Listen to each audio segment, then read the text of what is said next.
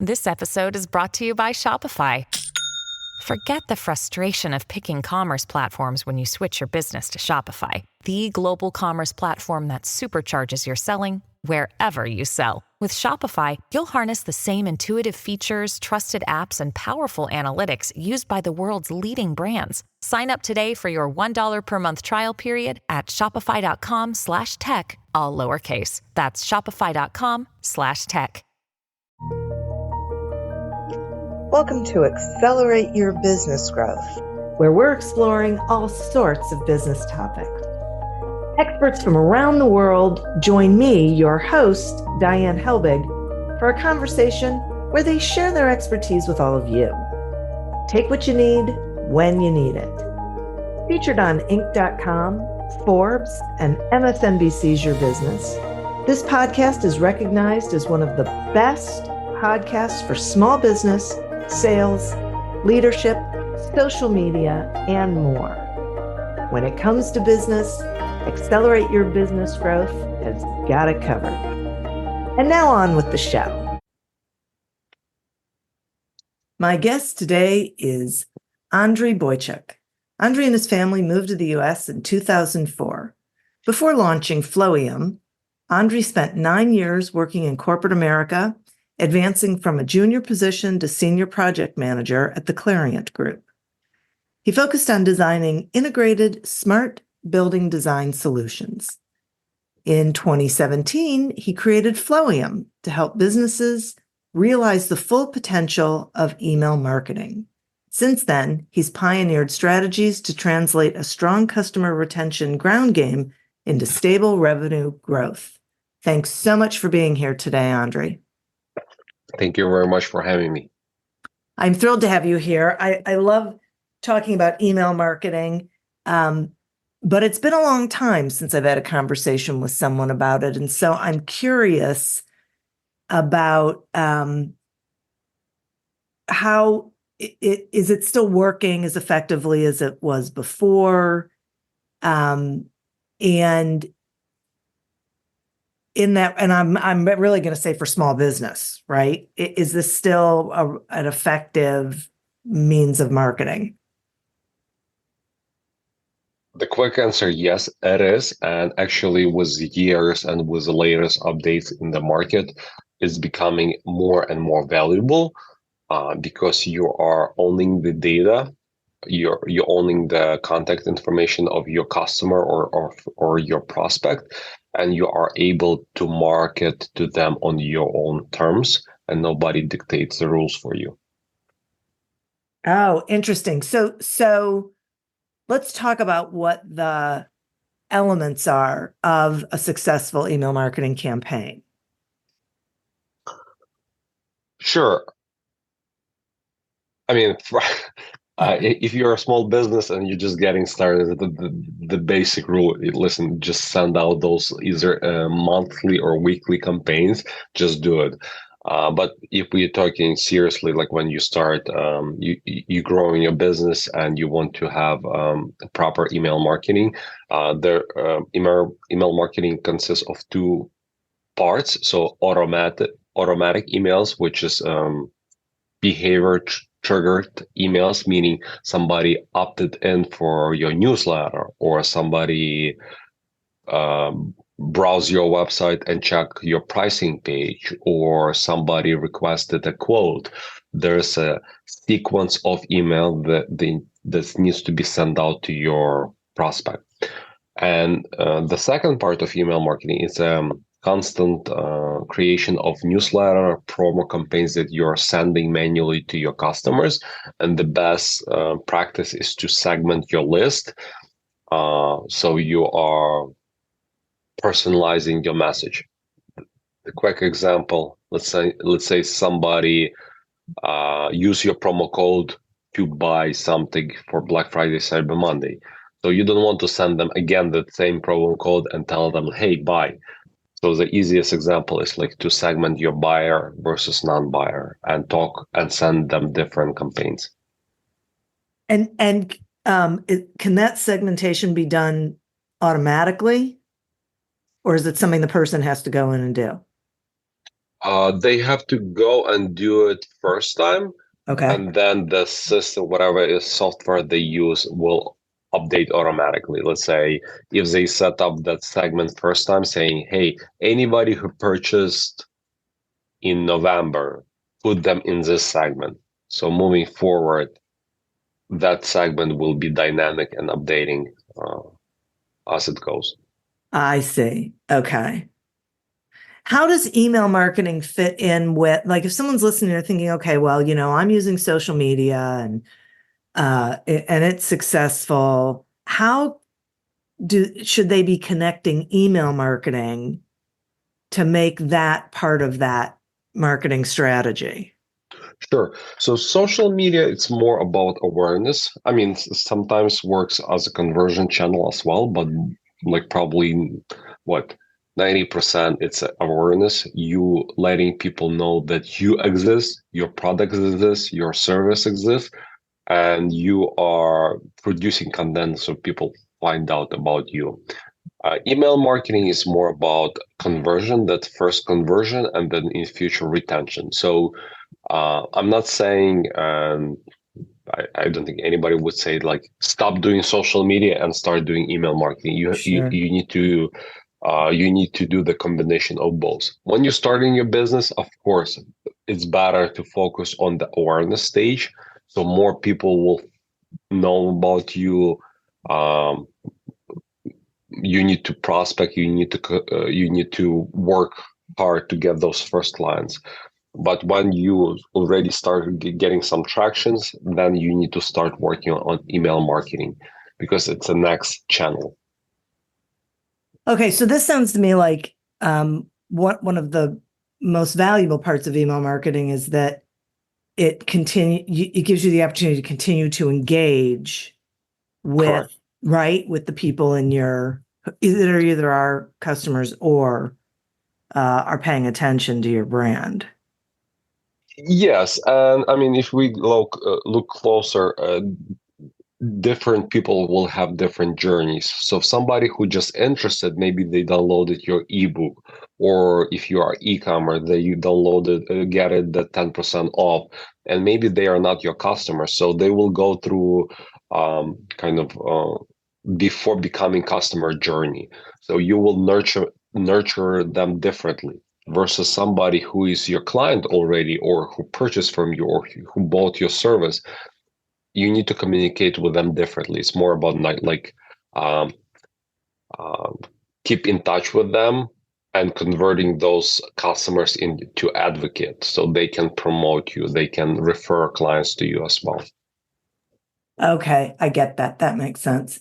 Do you think there's particular industries that should be that get more out of email marketing than other industries, or does it really not matter? It does not really matter, but there's some industries very saturated with email marketing. Let's say e-commerce. There's almost every store, online store, even if you're just starting out, like email marketing is must. Versus some other industries, let's say non-for-profit, they don't do much of email marketing, but it's extremely beneficial for them and lucrative to do email marketing. I'm volunteering for one organization, and we do pro bono email marketing for them. And we see that 50% of their donations coming from email marketing. So it's a lot. Wow. Yeah. And the other, like in B2B space, I see a lot of businesses neglect email marketing. But when you're in B2B, you typically sell something for $5,000, $20,000, $30,000. People don't buy just from one email. But if you nurture them over 6 months, 1 year or so or more, sooner or later they will schedule a call with you or request a call from you. I mean, we are email marketing agency, and we B2B in B2B space, and we see this all the time. Sometimes people on our list for a year or two before they schedule a call with us. I've had that experience as well. I totally get what you're saying, because they get the opportunity to get to know you, trust you, realize that you know what you're talking about, right? You resonate with them, and then they reach out and they want to do business with you. Sure. One example, one client we closed like 3 years ago, and I was just curious why he signed up with us, because we were competing with another agency who was betting on the same project, and he said, I stayed on your newsletter for some time since you're an email marketing agency and you will be doing email marketing for me. I noticed that you are sending me weekly newsletter and you produce a lot of content on YouTube, so you're up to date with the industry trends and like trends. While other agency did not send him any newsletter, and this is how we won that project. And for the last 3 years with we are working with that client, so it's very lucrative channel. Right. Yeah, I get it. Let's talk about trends that you're seeing with email marketing and what people should be keeping an eye on or, watching out for. What do you see going on? Sure. So it was not sure when you will be featuring this episode, but in like this month, December 2023, Google and Yahoo release the new updates, so they will have a stricter rules to get into people's inboxes. So it's not only about sending beautiful emails. Now you need to have a technical expertise to set up your software correctly. You need to set up your domain correctly. So you need to have a good sending score to get into people's inboxes and not spam. Just to put it in simpler terms, Yahoo and Gmail updated their algorithm, so it would be harder and harder now to get into people's inboxes. So this is the biggest trend, that people who don't know what they are doing, will see less result from email marketing. So this is one of the biggest trends right now. And the segmentation and personalization, it's not even a trend anymore. It's a must, but I see so many brands don't do it. The example I gave you earlier, if you send me a campaign to ask to buy something, and if I purchase, I don't want to receive the same email again, or I don't want you to ask me again to buy something what I purchased. So personalization and segmentation is like another big thing that continue to be trend for the last probably 3 years. Yeah, boy, those are great. I had no idea that they were doing that with email. So people really need to know what they're doing. I thought you said something about like a sender score. Yes. What is sender that? scores, yeah, it's like your credit score, like in US you have a credit score. Like if you get into a bank and they check your credit score to either give you a loan or not. Same thing with the sender scores. So when you're sending emails, that your open rate, your click-through rate, it's not just like it's not only statistic for you. This is statistic that Gmail, Yahoo, and AOL, big inbox providers, they track and they give you their own score, which it's kind of not available to you. But based on that score, it's more, if higher the score, more likely you get into their inboxes. So the basic rule right now, it's you need to set up the dedicated sending domain, which means when you send your let's say if you use MailChimp, because it's one of the most common software people use in small businesses, when you send email from MailChimp, it will say your company name and like VIA, MailChimp, and some like weird letters. So it means they use shared domain. They don't use your domain, your website domain, but they use MailChimp shared domain. And Yahoo and Gmail said, we will not we will stop accepting those domains. Wow. So now what you need to do is go into your domain hosting and set up those name records. So when they receive it, there's no this like via and like weird domain. Right. I know it sounds a little bit. It is Yeah. even complicated for me. We have a team who does it, but if you check videos, you will be able to set it up for yourself. But this is must. Wow. Okay. I was going to ask too, how someone finds out what their sender score is, but you said you can't. Yeah, we can't. We don't know what ours is. They know. Yes. Huh. Okay. Talk to us some about storytelling and the role that plays in crafting engaging email campaigns. What does that look like?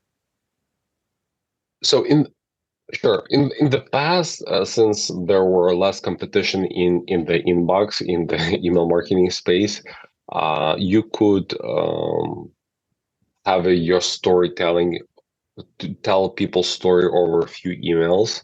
Right now, it's extremely saturated, and people sometimes might not connect two emails together. It's better to have one story per email. I'm not saying to write an essay, but one email you can dedicate about your mission, your business mission, or your client success story. But this is must. I see a lot of brands do beautiful email and just buy, shop, schedule call, and they are so transactional. And I personally don't see the accounts I'm checking, the accounts we're working with. When they start working with us, we see dramatic difference when we convert those like kind of very transactional emails into adding some story to the email, like why they should buy, why they should care, what is special about this brand or so special about this product.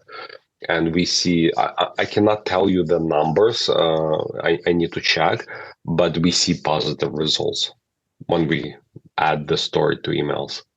Yeah, that makes a lot of sense to me. There's got to be something that connects for people, right? Or they're just not going to open them anymore. And that goes to the subject line as well, right? I mean, it's got to be compelling enough that.